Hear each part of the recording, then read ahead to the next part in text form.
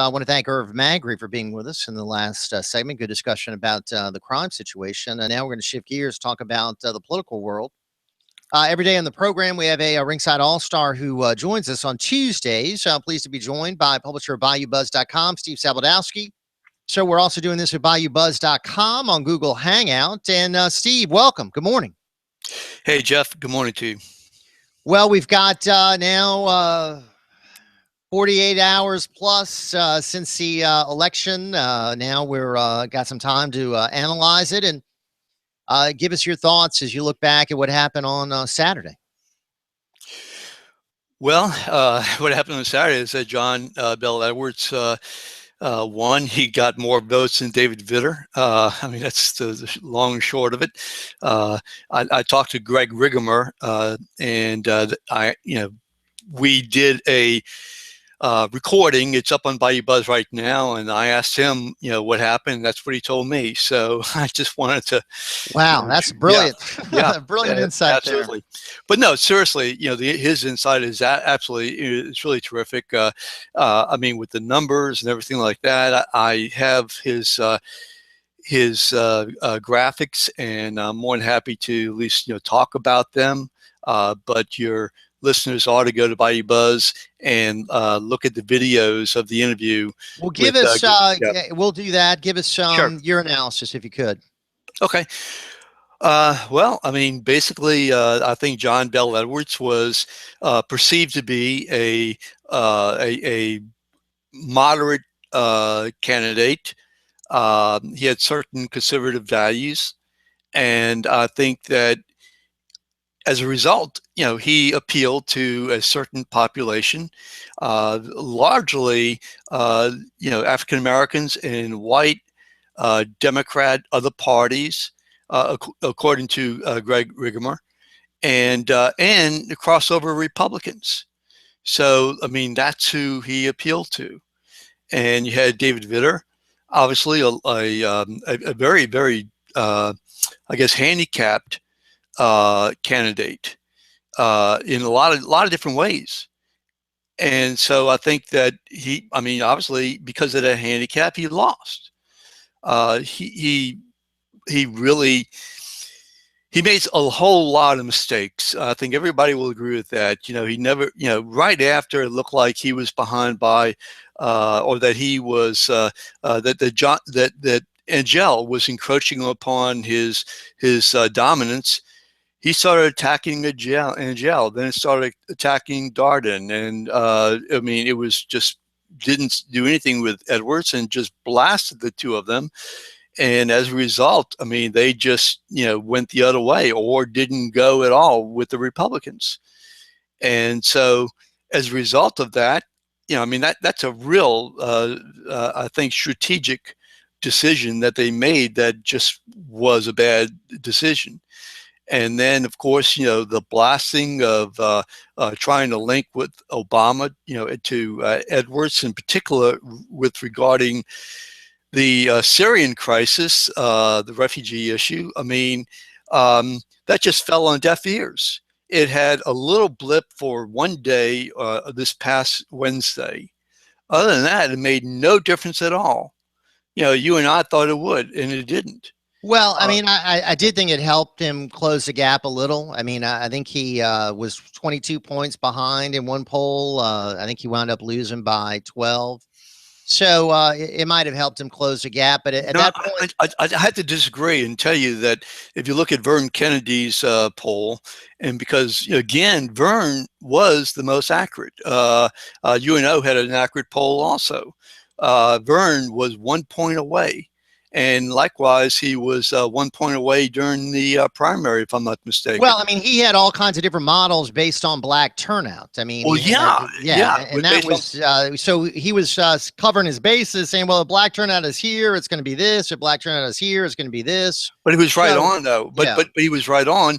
And the point I'm making is that based on the black turnout, right? Based on the black turnout, the numbers were the same.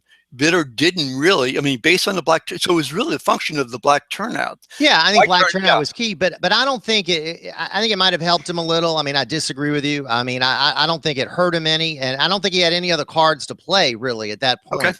Okay. He certainly, I think, was going to be negative. I would have preferred him to talk about his message, talk about where he stood on the issues, talk about his conservative values, talk about what he was going to do as governor. But he's not the type of candidate that does that. He goes into attack mode. I mean, that's been his really a forte from the beginning of his career. Back when he ran against Dave Treen. I mean, it was attacking and it worked for him. So I guess he was going to try it again. And as you said, he was a flawed candidate. He had the horrible decision of going after his Republican opponents in the primary, which led to, I think, a lot of problems for him. Sure. And then, of course, you know, Jon Bel Edwards had the military background, the pro-life and the pro-gun position. So he was not, couldn't be pigeonholed as a super liberal, even though I think Vitter made that argument. A lot of voters, I don't think, bought it. Yeah, on cultural issues, I don't think that I mean, the voters didn't buy it. That's the bottom line. They did not buy it, and they, you know, and I asked Greg whether it was a prostitution issue, was this, that, and he says, look, it's like you're going through a cafeteria line, and there's part you like this and that and this and that, and that's how you decide. And it's really difficult to tell as to really why voters voted the way they did. Okay, I mean, you and I can speculate. Sure, it was a prostitution issue. It was the Spygate issue. You know, it was the negativity. It was Jon Bel positives. It was Jindal, their decision. You know, the voters' decision that, you know, I mean, with 70% negatives, his coming back last week, etc. You know, in the deficit again being a reminder of how screwed up this is.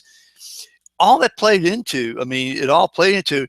Again, I would suggest that you know, look at, say, Greg's tracking polls, and the only day there was a blip was that Wednesday, and that was like 4 points, and then it climbed back up. Yeah. So, the story had nothing, really nothing at all. It cemented with it. It cemented. Well, I'm just saying that. Okay. So based upon, let me ask you, instead of citing pollsters, let's talk you and me, and we'll also bring out some listeners' comments at 504-556-9696. We had Billy Nungesser win. You had Jeff Landry win. Republicans have won every other statewide election. Republicans control the legislature. So it's obviously a Republican state. McCain won here. Romney won here. No statewide elected Democrats since 2008. So now you have this blip whereby you have Jon Bel Edwards winning. Nothing to do, I don't think, with the Democratic Party. Nothing to do with people starting to love Obama. I think it was all about David Vitter being a flawed candidate. David Vitter being someone who I wrote in a column I posted on Bayou Buzz weeks ago, was the weakest Republican candidate other than, I would say, Bobby Jindal or David Duke. Would you agree with that? Oh, yeah, absolutely. Absolutely. Although I don't necessarily agree with the premise that you're painting, and that is that the Democratic Party is completely dead. I think they're on their knees, but I think they're rising. Well, they're not dead now. They just won the governor's seat. But what I'm saying is, I don't think the dynamics of the state have changed. I don't think we've become anything but a red state. Do you? I think it's a conservative state. I think that with the right candidate, obviously, or with the wrong candidate, the Democratic Party might be able to do, you know, pretty well. So, you know, for the upcoming election, the presidential election, the U.S. Senate race, and the congressional races, you know, we'll have to see if the Democrats put anybody up. You know, and what we found out was that you don't necessarily need to have this high visibility going into the election. I mean, Jon Bel Edwards, who knew him prior to, say, August. The Democrats rally behind him. He was the only Democrat. You had a bunch of Republicans splitting up the vote. The weakest Republican got in the runoff, and then Sure. he won. Yeah. That's one of the, I think, benefits for the Democrats of the jungle primary that we have. They can all consolidate behind one candidate. Republicans split up the vote. Maybe the most unelectable one gets into the runoff. Then the Democrats can win. But I don't see anybody among Fleming and Bustani and Colonel Manus that has the baggage of David Vitter. Do you? No, absolutely not. Not even close. Not far from. No, but you got to keep in mind that you do have these candidates, and including, I guess, John Kennedy, and you have these candidates who are going to be fighting tooth and nail, and whereas they have records, and we'll have to see. If they go after one another, then you can have the same negativity factor. Democrats may just put up one candidate in each congressional district and for U.S. Senate. And I would say you'd probably have Mitch Landrieu looking at Senate, maybe. That could be a possibility. That's certainly a possibility. Hillary, keep in mind, David Vitter had lost by 20% in terms of the women vote. Hillary Clinton, with all of her baggage and flaws and all, she is at this point in time the main woman candidate, and so for that reason, she is attractive. And when she comes to Louisiana, she's got a draw. A drawl or a draw? Draw. Okay. Hey, Steve, let's take some calls. 504-556-9696. She's got to work on that drawl, though. Last time I saw it needed a lot of work. Let's go to Rick in Metairie. Rick, what's going on, my friend? Good morning. Good morning. I think David Vitter was one of the worst candidates for the Republican Party of Louisiana that we could have put forward. I think if Colonel Manus would have been running, and then this refugee situation would have came about, it would have put him over the top, because there you have a man that fought for the security of our country for so many years. And I just think that, I didn't even know nothing about Edwards myself personally, but I knew David Vitter wasn't going to win when I heard all them ads about him and his prostitution and all that on the radio. I think really and truly a lot of, moderate Republicans really voted for this Edwards dude. That's why I think you're right. Such a large turnout. I think you're right. So going forward, do you think the Senate seat now is up for grabs, Rick? Do you think the Democrats can win that, or will it revert back to the Republicans with the right candidate?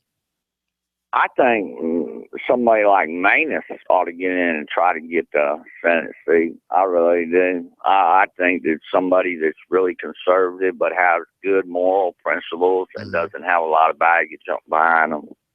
You get the career politician. People don't want that up there in Washington. They want people up there.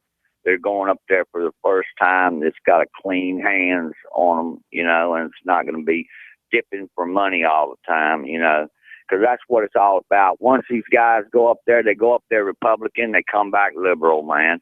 And that's what David Vitter did. He went up there Republican, conservative, and then he come back a liberal, man. That's what they do. That's why they go along with everything Obama and the rest of the Nancy Pelosi and Harry Reid say, man.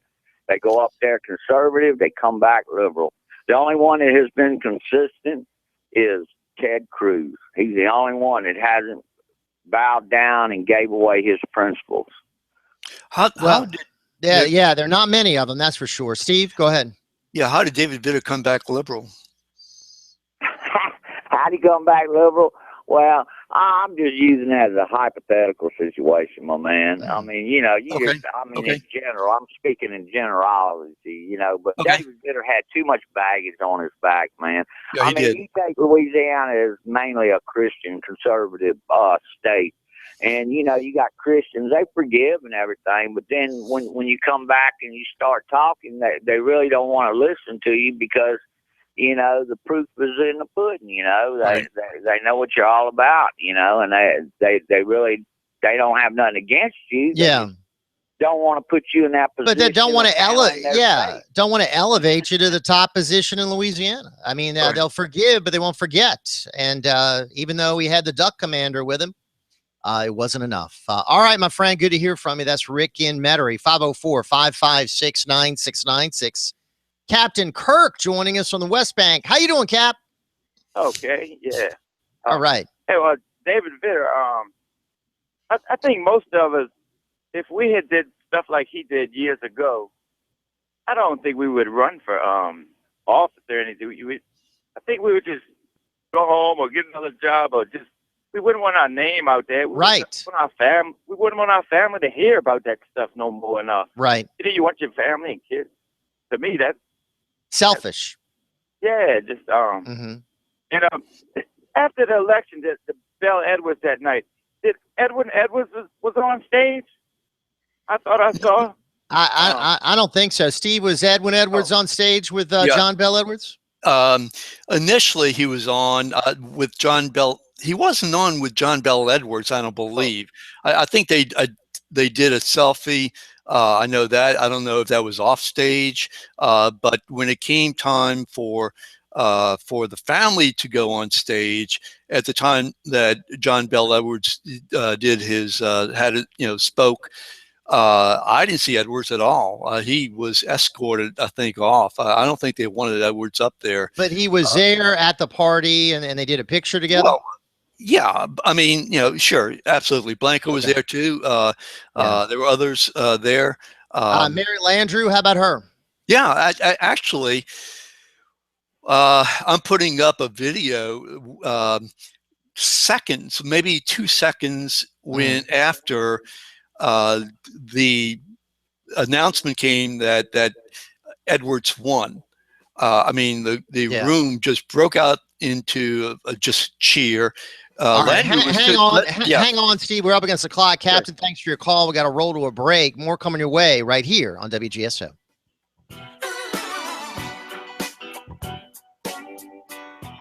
This is Jeff Crouere. Join me at 7 a.m. till 11 for Ringside Politics with a Punch right here on WGSO 990 a.m. New Orleans, Louisiana.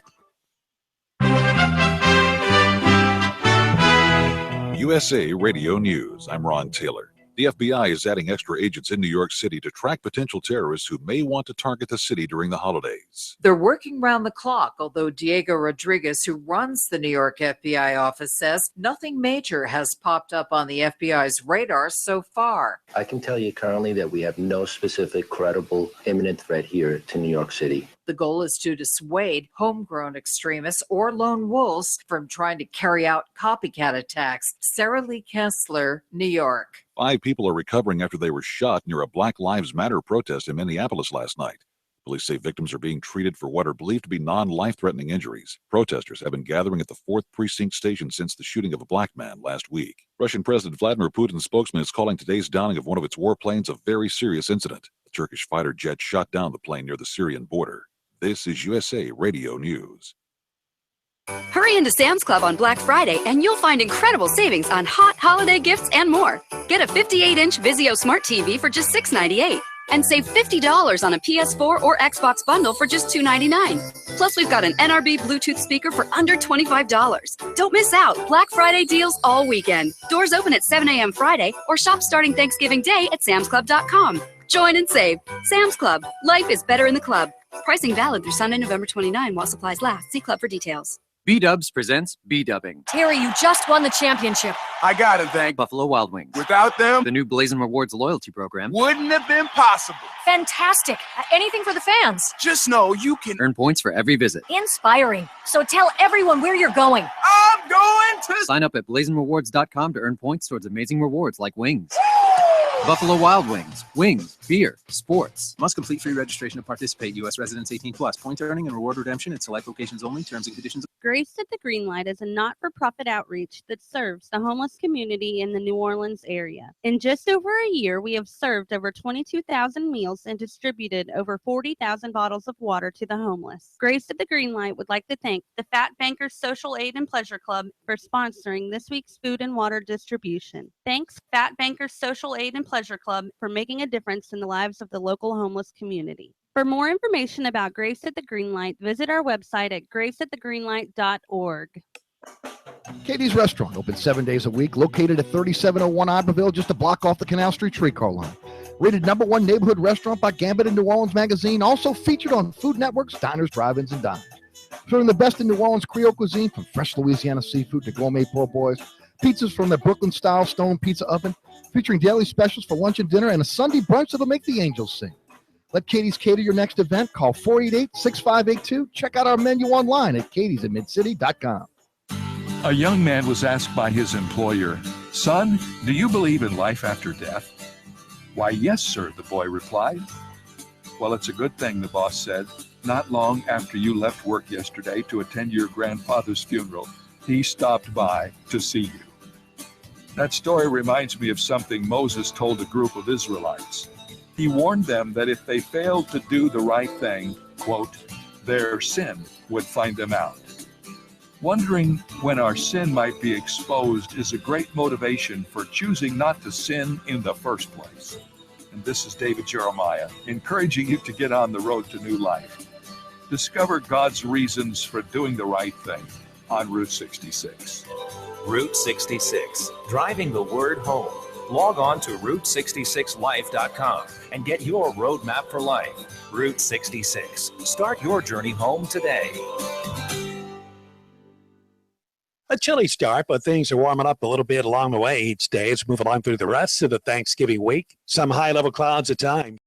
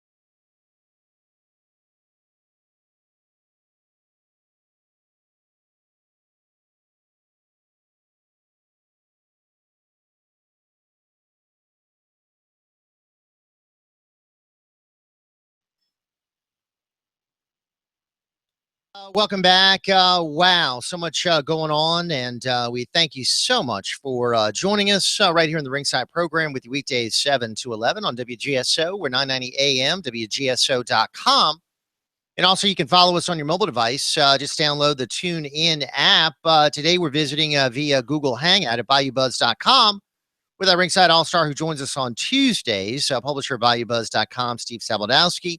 We're breaking down the election results and talking about the parties, Republican and Democrat parties. And Steve, welcome back. We'll take some more calls at 504-556-9696. But any comments you want to make before we take some more calls? No, go ahead, please. All right, let's go next to James James in Metairie. James, good morning, sir. How are you? Well, Jeff, good morning to you and good morning, Steve. First of all, Jeff, before I get too far into this, I want to praise Google on their logo this week, or at least today anyway. They're recognizing the 41st anniversary of the discovery of one of humankind's most distant natural ancestors, Lucy. So if you go to Google, you see the evolution of the human being on Google this morning. On their homepage. I thought they might have an image of the clock kid up there, Ahmed Muhammad. No, that might be tomorrow, Jeff. Okay, today's the 41st anniversary. He's a veteran of the Google campus. I think he was visiting there recently. I think you're right. First of all, with the election, let's put to rest the false claims made over the years by conservatives that the Times-Picayune is a liberal newspaper. Liberal newspapers don't endorse hard right, far right-wing candidates like David Vitter. That argument has been destroyed, so press on with something else. Now, some thanks for the wonderful, magnificent events of Saturday.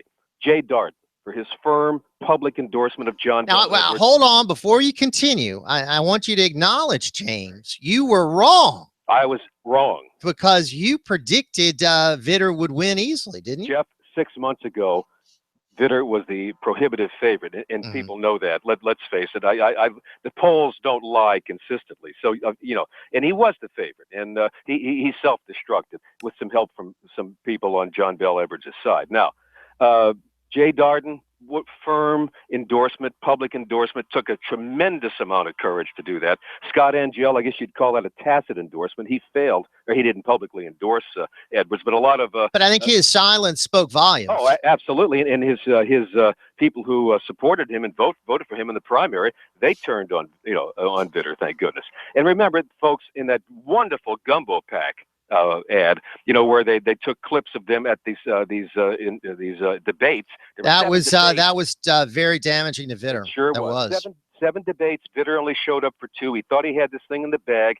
They called him a liar, vicious, and a stench and a stain in Louisiana. Very, very powerful. Right. And Gumbo Pack. You had Trey Orso on. What tremendous work they did. I mean, those are very highly creative ads, like the woman who said, David Vitter, did you break the law? And also the public endorsement by Sheriff Newell Norman. Again, tremendous courage to come out against this man who they know is unfit to be the governor.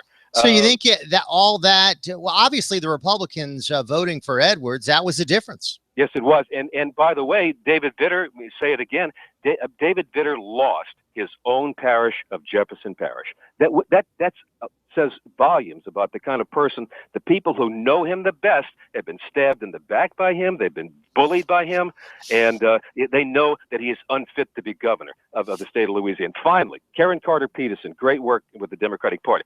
And I want to thank the tens and tens of thousands of decent people in the state who stood up to this lowlife, reprobate David Vitter, Republicans and Democrats, and Jeff, especially to the good black people in the state who voted against Vitter, who voted for Jon Bel Edwards, just as they did, Jeff, in 1991. They voted to keep a disgraceful human being out of the governor's mansion. Thumbs up to everybody. Magnificent day this Saturday, and I look forward to a great 4-year term of our governor-elect, Jon Bel Edwards. Wow. Well, no questions there, just celebratory comments from James in Metairie.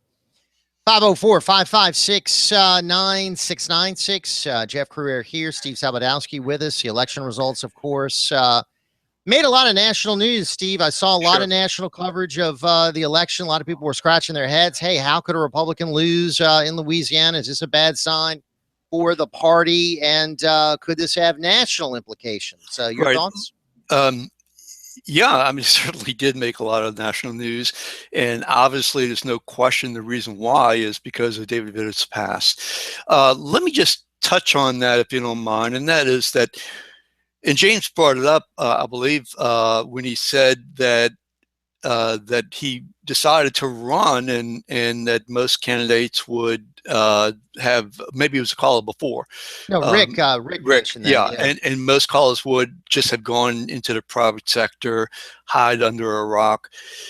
When you consider, I mean, think about it, when you consider the damage that David Vitter has done to the Republican Party image, I mean, he decided to run. He was selfish.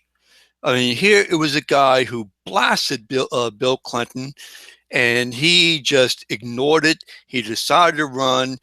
Republican Party was damaged because of Bill Clinton and the Republicans who were hypocritical. He continued that. Bob Livingston, for whatever reason, he decided to step down.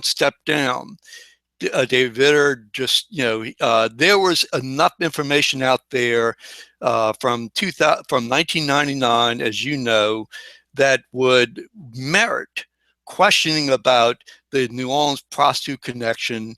He covered that up. He tried to damage people who thought that maybe, hey, it makes sense to somebody who had a problem in 1999, who might have had a problem in 1999, and who did have a problem in 2001, same problem, who got caught in 2007. There may be an issue there, and he just tried to blast people for saying that. And I got to tell you, the damage he has done, because good Republicans stood up for him on that issue, and they never should have. They should have been, fun. It's a Christian thing to do. It's the Jewish thing to do, to forgive. Okay. But I got to tell you, it's not, not when somebody is a scoundrel and trying to hide something. I think the one good thing about the Republican Party going forward is that Vitter is going to be a thing of the past. Yes. Jindal is going to be a thing of the past. Absolutely. Two very divisive individuals that have dominated. And this is going to be the subject of my column today that you're going to have the pleasure of posting at BayouBuzz.com. Sure. They have dominated the Republican Party since 2003, Steve, those two figures. And they're now exiting the scene. And I think that's a good thing. I really do, for the Republican Party. That's real. They had two good candidates up there, okay, against Vitter. Two good Republican candidates, I should say. And, one almost beat Vitter. If Angel would have had more time, maybe a little more money, maybe he might have. Yeah. Those two factors, without doubt. Let's take some more calls. 504-556-9696. Paul joins us in Lakeview. Paul, welcome aboard. Good morning. How you doing, my friend? All right, Paul. Okay, let me just say this. Now that Jon Bel Edwards is the Democratic governor, and you have a predominantly conservative Republican legislature, do you think there'll be gridlock the next 4 years? I think they're going to find some common ground. I think he's a former legislator. I think he knows what the legislature is all about. I think he'll have a better relationship with them than Jindal did. I mean, I'm cautiously optimistic they'll be able to get some things done. I've already talked to some legislators who think they can work with him.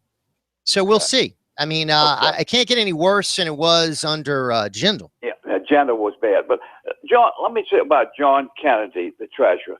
If he had gotten in a runoff with Jon Bel Edwards, if he was running, don't you think he's well liked? Oh, let me tell you, any one of these guys could have beaten Jon Bel Edwards. Angel, Darden, Kennedy.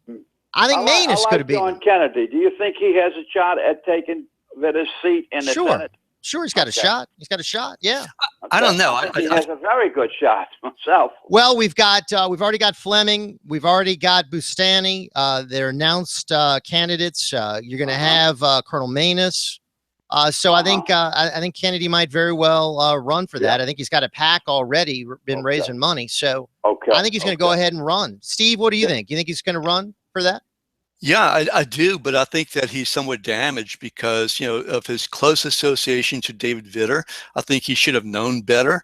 People are going to look at him as just an opportunist, which I think he is. But all of those guys supported Vitter. Well, no, but he was the main guy. And all of them supported Vitter. He was the main guy, and what he said was, in terms of Angel and Darden, I think it's really going to hurt him. Okay, because he said, basically, that those guys were just rhinos, and they basically didn't have any room in the Republican Party for him. those are the kind of things that I think are not going to help John Kennedy. All right, I was a strong supporter of John Kennedy, but now I have some real questions. I still support Kennedy. I still think Kennedy did a good job. I understand. All right, do you have a final comment here, Paul? Yeah, I just think that you're talking about what your guest just said. I think Jay Dardenne and Scott Angel are finished as far as politics in Louisiana, as far as the Republican Party. He may disagree with that, but I think they're finished along with David Vitter and a few others. I think Bobby Jindal. I think John Kennedy's a rising star and a very conservative man, and he's well liked. Vitter was not well liked, but John Kennedy is still well liked. Yeah, I think Kennedy hasn't burned the bridges that Vitter has. Yeah, Kennedy doesn't have the personal baggage that Vitter does. That's correct. Kennedy's got a consistent record, and I do like Kennedy, and I hope. I always wanted Paul Kennedy to run for governor. Kennedy was my ideal choice for governor. He keeps running for the Senate. But, I mean, governor is where I think he's best suited, because this is a guy who's worked in state government for years, knows state government like the back of his hand, continues to bring up great recommendations on reforming state government, but keeps running for the U.S. Senate. That's because David Vitter decided to run, and so he ran for U.S. Senate in 2004. He ran for U.S. Senate in 2008. In 2015, he was going to run. I think we all agree he was going to run, and then when David Vitter decided to run, then he said, "Hey, I can't beat Vitter. Nobody can." And so I think that's why he. That's just speculation on my part, but I think it's Well, Angel and Dardenne, they stuck in there, and they gave him a run. And we'll see. As far as the Senate race, you will agree, Steve, it's going to be a free-for-all, wouldn't you say? Oh, absolutely. Absolutely. Yeah. All right, let's do this. Let's take our final break here. We'll come back and wrap it up with Steve Sabludowsky and take a few more phone calls, 504-556-9696 to join us. Thank you to our friend Paul in Lakeview for his comments. We'll take a brief time out right here on Ringside on WGSO.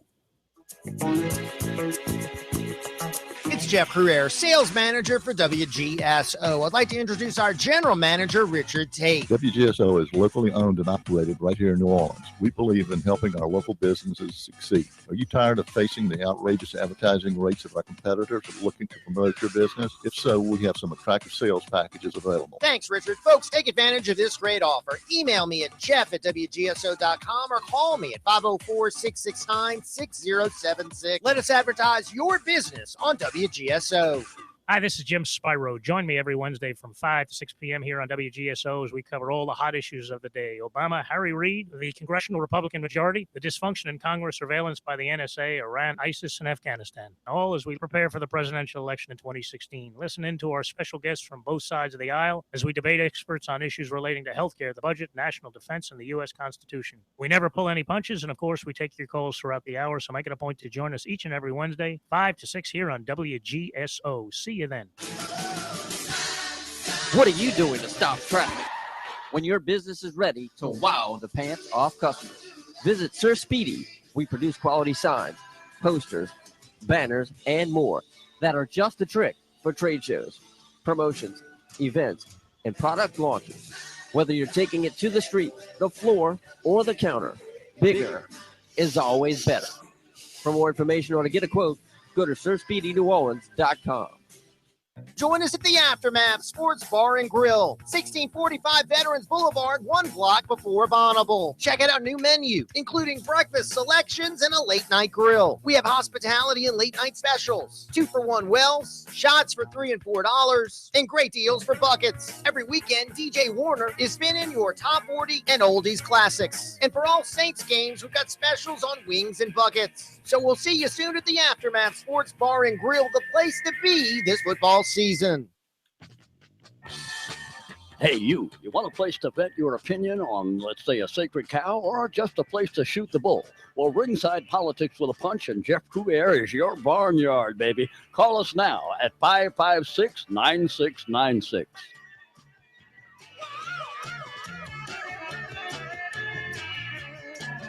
All right, one more segment here with Steve Sabludowsky, publisher of BayouBuzz.com. We're taking your calls, 504-556-9696. And Steve, let's get the other side of the political equation here. Our friend David Bellinger, a.k.a. the Flaming Liberal. Good morning, sir. Good morning. Thank you. And Steve, you're doing a wonderful job today. Jeff, let me ask you a question, and I have a follow-up, so be brief in your reply, please.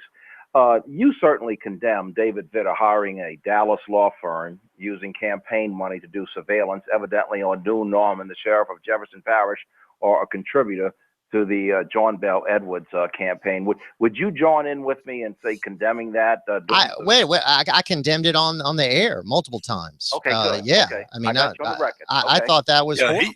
He definitely did. There's no question about that. 10, 20 times that I know of. I mean, yeah, over and over. Yeah. Okay, let me have a follow-up, Jeff. Yes, sir.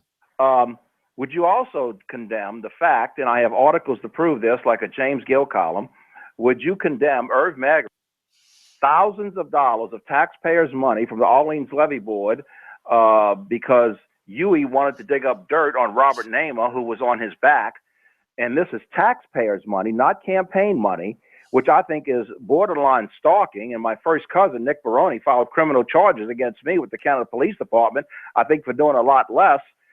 So would you also condemn Irv Magri for taking taxpayers' money to do surveillance on a private citizen, that upstanding individual? What year is that, Flaming Liberal? What were you dredging up? I don't know the particulars of that story. Send me the information. I'll look at it, and next time Irv is on, we can delve into it. I need to hear Irv's side of it. I won't answer any of my questions. All right. Well, I mean, I understand you've got a bone to pick with Irv, but let me just say this. I think I know pretty much what happened with Newell Norman. I know pretty much what happened at the Royal Blend Coffee House. I definitely do condemn that. I don't think that should be part of, quote, opposition research. I had real serious questions with how they handled that. I really think that there's probably more to that story. Steve was the one who broke it on this program, that he had been using a guy going around to parties and listening into conversations. I mean, that is just so wrong.